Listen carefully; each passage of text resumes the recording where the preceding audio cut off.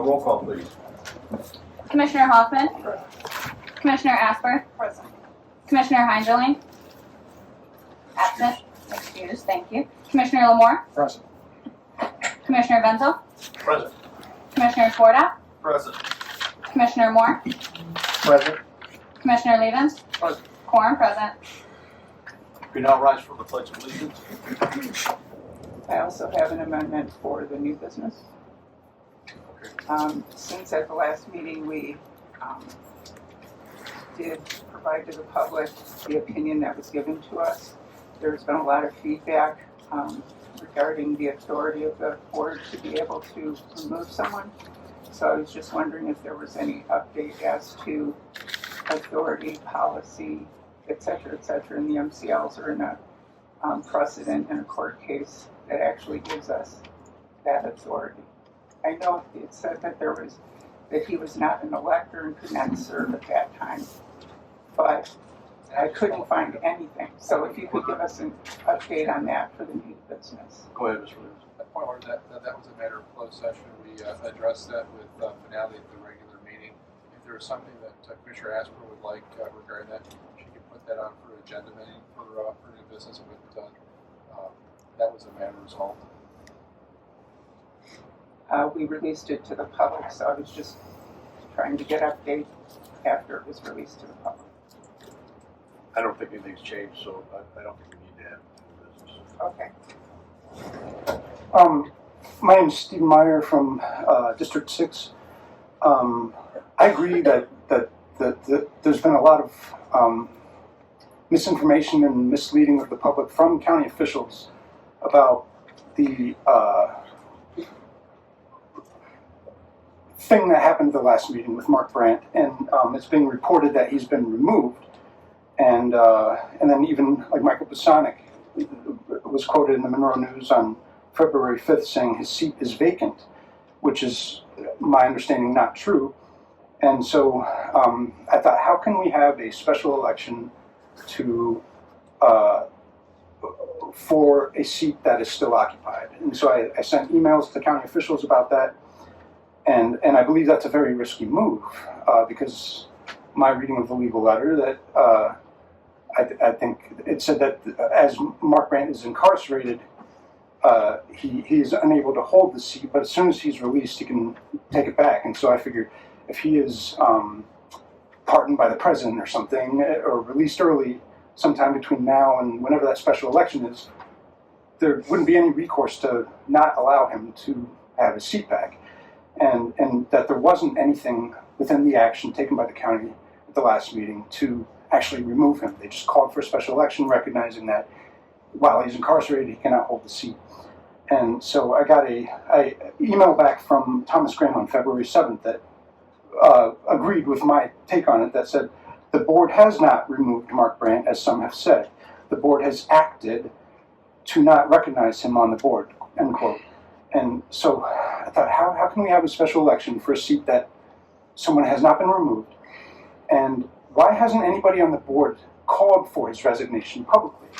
And then so I asked that in the email, and I got a reply back from Michael Bosonic saying, and I thought, I also thought that we could throw Mark Brant's words back in his face, because in his previous resignation, he said, quote, "I don't want my personal circumstances to interfere with the smooth operation of the county."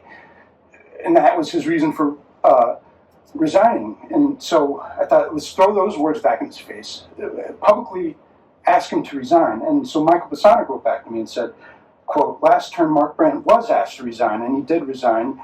And then he continued and said, "At the request of the board leadership, we asked Mark Brant to resign from this term, and he declined." I think the public should know that he has been asked by county officials to resign, and he hasn't resigned.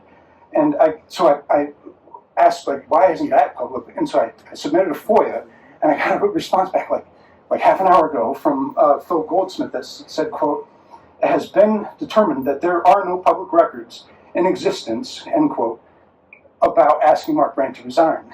And why is nothing on the public record about that? Why is there nothing in the prior record about that either? And lastly, Myers, can you wrap it up a little bit? yeah. So I also learned that Mark Brant from prison has used the authority of his position on the County Commission Board this term to appoint a trustee to the Monroe County Museum Board. Like, how does that work? And so there's a lot of stuff going on that's not on the public record, and I think we need answers. Thank you. Thank you. My name's Stephen Meyer from District 6. That legal opinion letter from January 22nd that was released, it cited other legal opinion letters that have never been publicly released. And I've asked some of the board if those would be released, and I was assured that they would, and they haven't been yet. So I'd like to see those released. The other problem I had was that legal letter from January 22nd, that was the item that was used as the basis for the closed session at the last meeting. And I feel like the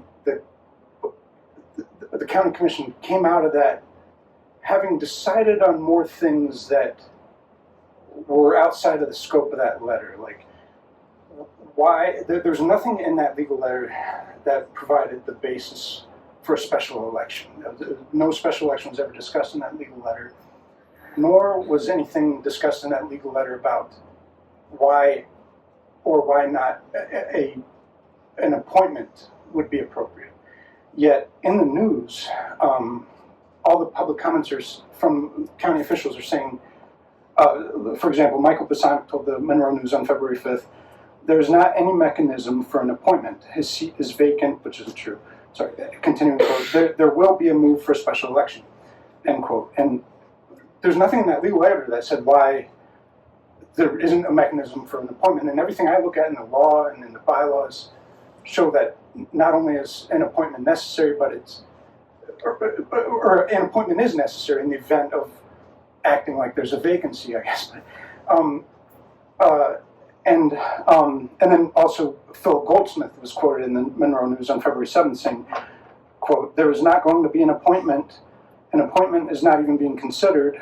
Under the circumstances, the Board of Commissioners said that was the best way to proceed. I agree with that. An election would be more appropriate than making an appointment, end quote. And so I'm thinking, how is a special election more appropriate than an appointment when neither thing were ever explored in that legal letter?